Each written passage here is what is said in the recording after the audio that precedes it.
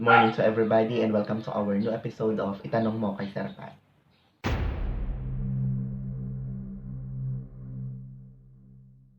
This time we try number 4. We have color, we have durability. Can you touch color? No, you cannot touch color. Perhaps you can touch the the coloring material that you have. Or you could touch the ink, you could touch the paper, but you cannot touch color. Durability, can you touch durability? No. Durability is something that only exists in our mind. Color and durability are things that we could not touch. Therefore, these should be variables. So, if it is a comparison between two or more variables, number 4 should be qualified under test of relationship. Number 5, grade. Can you touch your grade? We have talked about that already. We cannot. How about success? Can you touch success? You cannot touch success. You can only measure success. You can only measure grades. Because these are measurements themselves. Grade of a person and success rate of a person. We have that common group.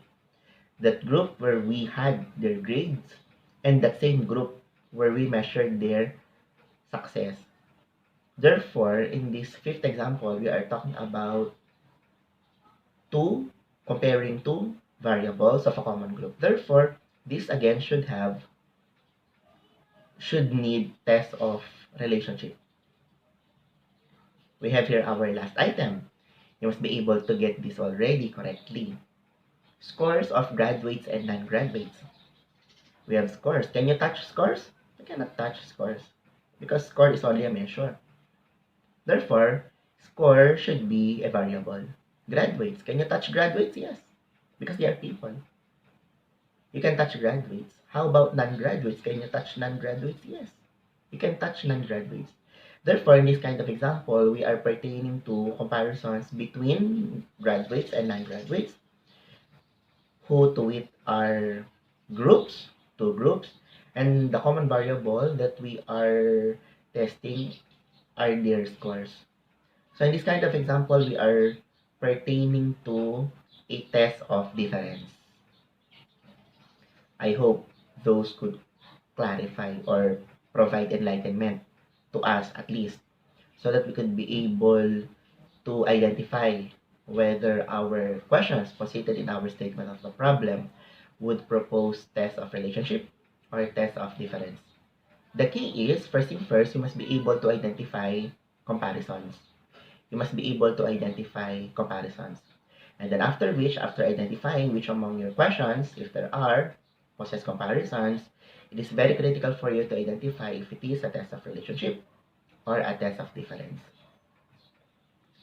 As we move further, let us return to our first example where we are sure would possess hypothesis testing, effectiveness of homeroom guidance program in improving the misbehavior of the students with less serious cases. The tendency is this is quite a tricky example.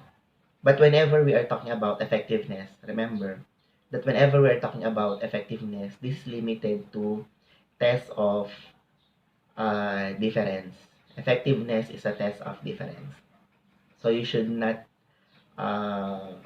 be able to tremble thinking whether it is a test of difference or a test of relationship.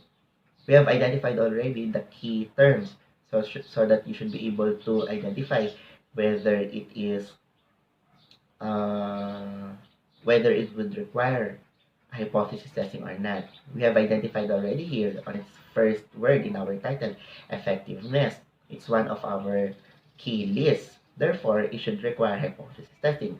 Particularly if it is the word effectiveness, we're going to use test of difference. Test of difference. For our next example, solid waste management practices of students in Phase 1 and Phase 2 of Corazon C. Aquino High School. We have identified earlier that this example should have hypothesis testing. But let us analyze. Particularly, what kind of hypothesis? Could it be a difference or relationship? Because there's no keyword. Among the many keywords that we have identified, there's no keyword happening here. But we are sure that it would require hypothesis testing because it possesses comparisons between phase 1 and phase 2. Students in phase 1 and students in phase 2. Can you touch students in phase 1? Yes. Can you touch students in phase 2? Yes. Therefore, we are comparing two groups here. And what do we compare between them? We are comparing their practices. Can you touch practices? No, you cannot touch practices. Therefore, your variable should be the practices. The first group are the students in phase 1, and the students in phase 2 should be the other group.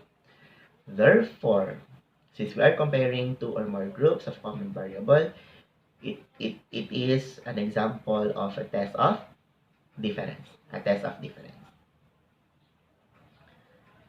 And these are the errors in hypothesis testing.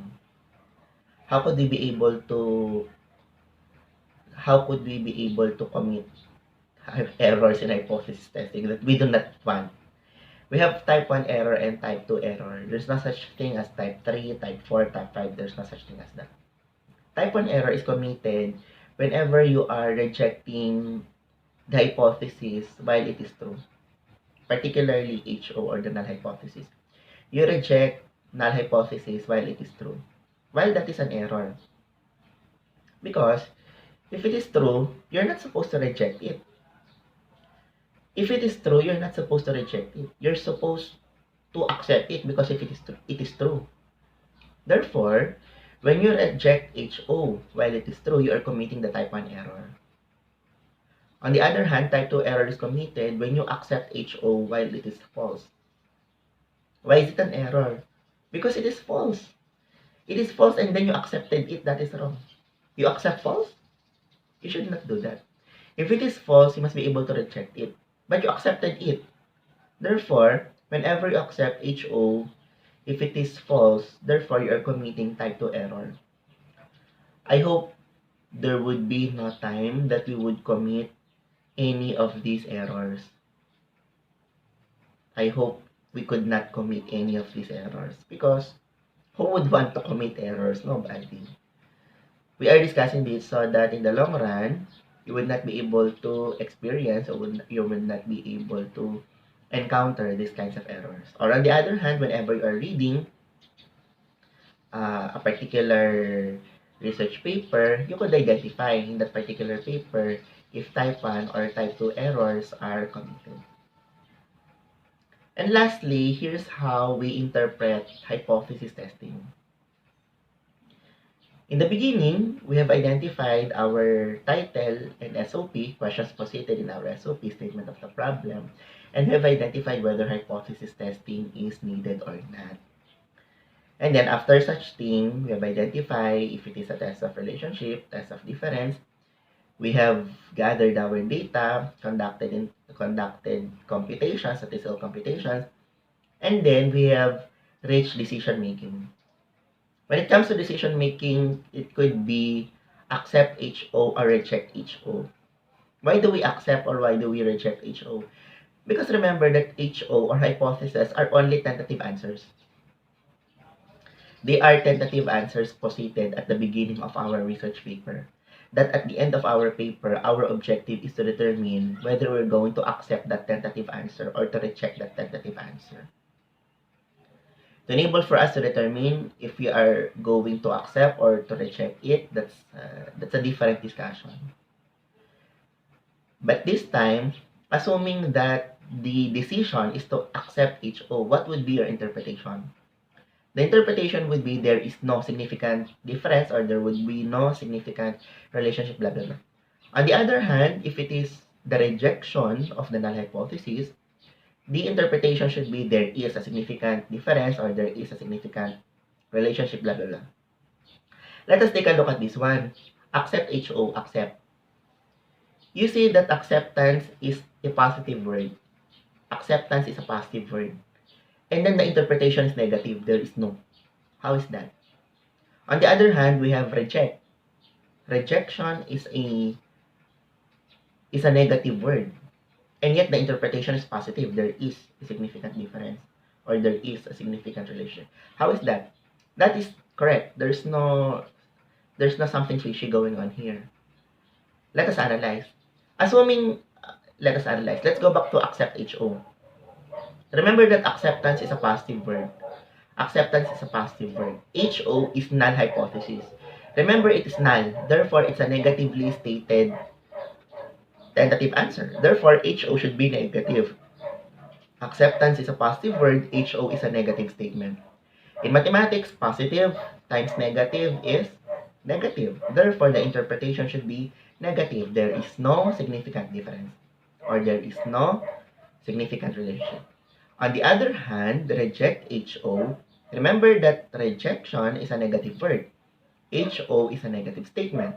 In mathematics, negative times negative is positive. Therefore, the interpretation should be positive. There is a significant difference, or there is a significant relationship. And that ends our presentation for hypothesis testing. Don't forget to subscribe and hit that subscribe button and bell button to get notified for our next videos. Bye-bye.